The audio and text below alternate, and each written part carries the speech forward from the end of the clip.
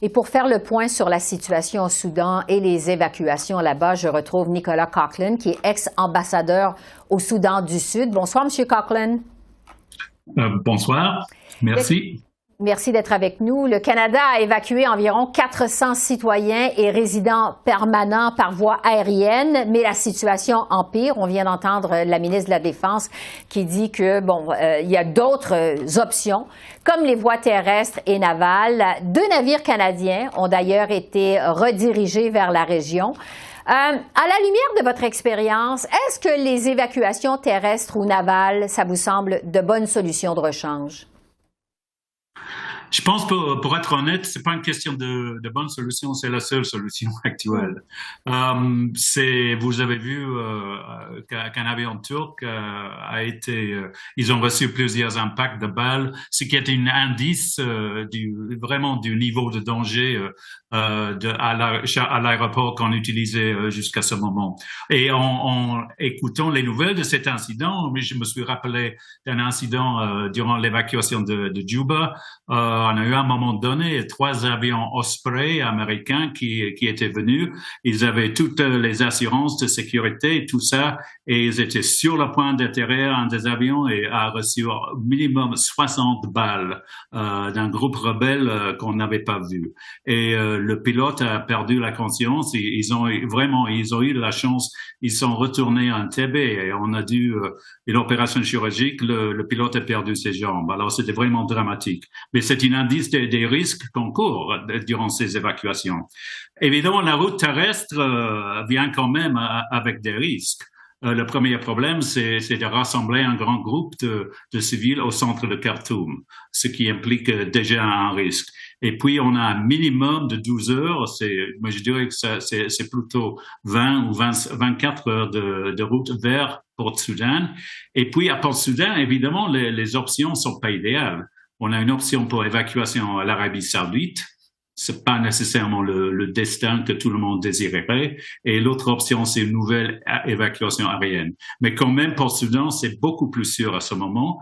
Et je dirais que, si j'ose suggérer, on pourrait considérer établir une présence diplomatique là-bas, une présence consulaire pour faciliter l'évacuation de Port-Soudan. Oui, parce que, comme vous dites, ça vient avec des risques, c'est très compliqué. Il y a des ressortissants canadiens qui ont été évacués du Soudan qui disent que plusieurs autres pays occidentaux étaient mieux préparés que le Canada pour évacuer leurs citoyens. Est-ce que le Canada est bien outillé, justement, pour ce type d'opération? Bon, la première chose que je dirais, j'ai fait un petit calcul, si je l'ai calculé bien, c'est 10 000 kilomètres de Trenton, Ontario à Khartoum. Alors, on a déjà un grand désavantage comparé avec nos amis européens, par exemple. Évidemment, les Américains, ils ont déjà une base importante à Djibouti. Alors, on travaillait déjà avec ce grand désavantage. Alors, je pense, honnêtement, c'est pas mal. Le fait d'avoir pu mobiliser 2 avions Hercules et d'avoir effectué 6 vols sans incident à une telle distance. Et en plus, on a pu aider nos amis américains cette fois-ci. À Juba, malheureusement, on a décidé de ne pas envoyer un avion canadien. Cette fois-ci, on a pu aider les Américains. On a évacué, je pense que c'était 140 Américains. Mais évidemment, il y a une question philosophique derrière votre question. C'est quoi le but d'une armée, des forces armées, et quelles devraient être nos priorités? Des avions de chasse, des sous-marins ou quoi que ce soit. Et malheureusement, comme vous savez, en général, les enquêtes publiques au Canada indiquent que la défense nationale, ce n'est pas une grande priorité. Mm-hmm. Et si on fait ce choix, c'est un choix qu'on fait, malheureusement. Ouais. Comme vous dites, c'est un choix philosophique, finalement. Sur le conflit lui-même, maintenant, selon des observateurs sur le terrain, le Soudan est au point de rupture. Il y a une nouvelle trêve qui a d'ailleurs été violée entre les 2 parties opposées. Expliquez-nous ce qui est la racine de ce conflit, ce qui est à la racine de ce conflit et les impacts sur la population là-bas. Très bonne question. Et le Soudan a obtenu son indépendance en 1956. Alors, à ce moment-là, c'est un pays énorme et vraiment avec des grands défis géographiques. L'Ouest, la partie nord du pays, c'est le désert, le Sahara. Le sud, ce sont les jungles équatoriennes avec des problèmes énormes de communication. Aucun gouvernement du Soudan indépendant a pu vraiment contrôler la périphérie, disons. La stratégie qu'ils ont utilisée constamment, c'est de mobiliser des milices, des tribus, des groupes armés et de les armer, de fournir des armes à ces groupes pour faire comme une guerre proxy de leur part. Ça, c'était l'histoire de la guerre d'indépendance du Sud.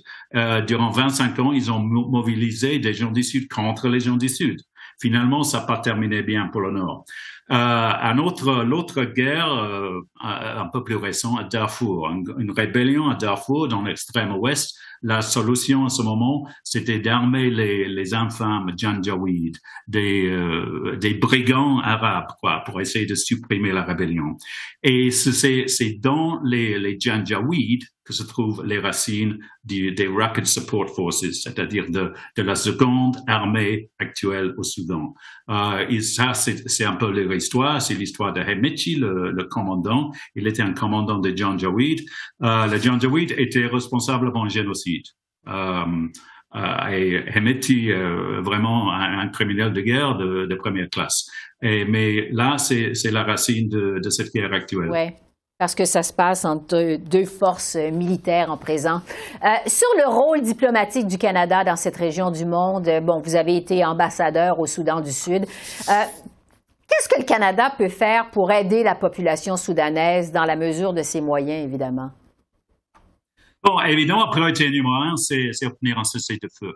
Même par n'importe qui, que ce soit l'Union africaine, le IGAD, c'est un peu le corps régional, ou même le Soudan du Sud. C'est un peu ironique que le Soudan du Sud est vraiment dans une guerre de civils soi-même. Mais si c'est ça ce qu'il faut, alors on devrait l'appuyer. Nations Unies, quoi que ce soit. Ça, c'est l'urgence, vraiment la grande urgence. La seconde va être réouvrir les canaux, les chemins d'aide humanitaire. Vraiment, toutes les ressources des Nations Unies, ils ont été volées, les véhicules, tous les stocks. Et c'est chaque jour de délai, ce sont encore plusieurs mille de morts finalement. Alors c'est deuxième priorité. Dès qu'on a un cessez-le-feu, l'appui humanitaire urgent. Et puis oui, le troisième rôle, la troisième chose importante, c'est un peu la diplomatie préventive dans la région, au Caire, à Dubaï, dans les capitales de la région. Évidemment, en concert avec les alliés.